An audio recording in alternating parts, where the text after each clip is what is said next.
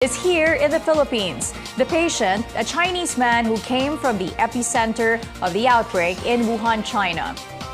While the number of confirmed cases is rising, the Philippines joins other countries to restrict travel from China. As far as this government is concerned, non-Filipino travelers from mainland China, Hong Kong, and Macau are banned from visiting the country for now. How can this be enforced? And let's take a closer look at this new coronavirus, what we do and don't know, and how we can protect ourselves and our loved ones. The temporary travel ban on visitors widens to mainland China, Hong Kong, and Macau. In a statement by Senator Bongo, the order covers all travelers from China to the Philippines, regardless of nationality. He also tells people to listen to our officials and health experts and not to panic.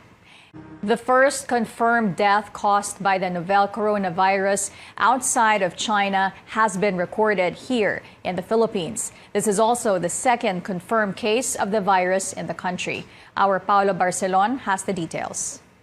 Days after the Philippines declared its first case of the novel coronavirus, it recorded its second case of the disease and the country's first novel coronavirus-related death. Health Secretary Francisco Duque III confirmed the passing of the 44-year-old man last Saturday. The man from Wuhan, China, arrived in the Philippines via Hong Kong last January 21. 4 days later, he was admitted to the San Lazaro Hospital for pneumonia. Over the course of the patient's admission, he developed severe pneumonia.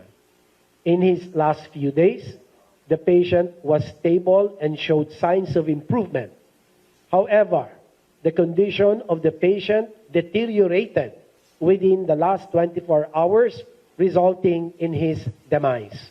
The patient's samples were tested at the Research Institute for Tropical Medicine, or RITM, in Muntinlupa City. The DOH said the patient was the partner of the first confirmed nCoV patient in the Philippines, a 38-year-old Chinese female. The World Health Organization says it is working closely with the health department to help contain the spread of the virus, as well as to help manage further cases. So we need to take into mind that this is not a locally acquired case. This patient came from the epicenter of this outbreak, Wuhan, China, where there have been a very large number of deaths. Many of the cases in China have been observed, or rather the deaths, the first 40, most of these were really with underlying medical problems. Health officials say the body will be cremated and that they are coordinating with the Chinese embassy. They are also conducting contact tracing of passengers aboard the flights taken by the two patients. As of February 2, there are 36 persons under investigation for the novel coronavirus in the Philippines, 30 of which have tested negative for the disease. 4 more are under observation. Paulo Barcelon, CNN Philippines. The opening of the Skyway Stage 3 project will most likely be delayed after a portion of the elevated roadway collapsed. An industrial fire at a warehouse below the Skyway caused a part of the structure to give way. Paulo Barcelon tells us more. Residents of Pandacan woke up to a huge fire at the San Miguel Yamamura plastic warehouse Saturday morning. The blaze was so intense, all fire units in Metro Manila were called in to respond. But before firefighters could control the blaze, a portion of the Skyway Stage 3 project directly above the warehouse gave way. Thick black smoke that billowed out of the property could be seen for miles.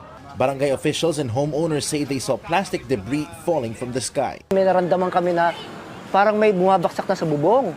So umakyat kami sa rooftop. Pagkakyat namin sa rooftop, meron na kami napipil na may bumabaksak sa balahibo namin. Pagtingin namin, may mga parang asphalt na siya.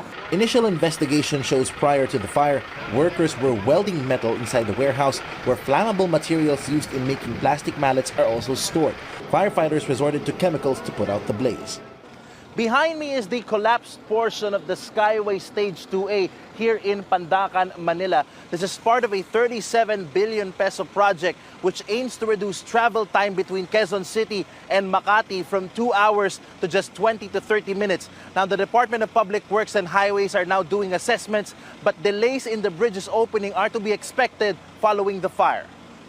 We expect na mamumove yung deadline because of the recent incident, but we will do our best to make sure that the infrastructure project is delivered at the fastest possible time. DPWH Build program chairperson Ana Lamentillo says the segment that collapsed was still under construction At the time of